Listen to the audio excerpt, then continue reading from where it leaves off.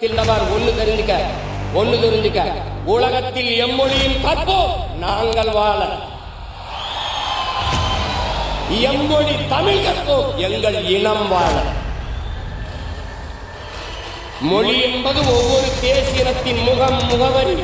கலை, இலக்கியம், பண்பாடு, வாழ்வியல், வழிபாடு, அறிவியல், அரசியல் எல்லாம் மொழிதான். என் முகம் சிதைந்து இருந்தால் என் பிணத்தை உன்னால் அடையாளம் காட்ட முடியாது. உன் மொழி சிதைந்து அழிந்தால் உன் இனத்தை அவனாலும் அடையாளம் காட்ட முடியாது.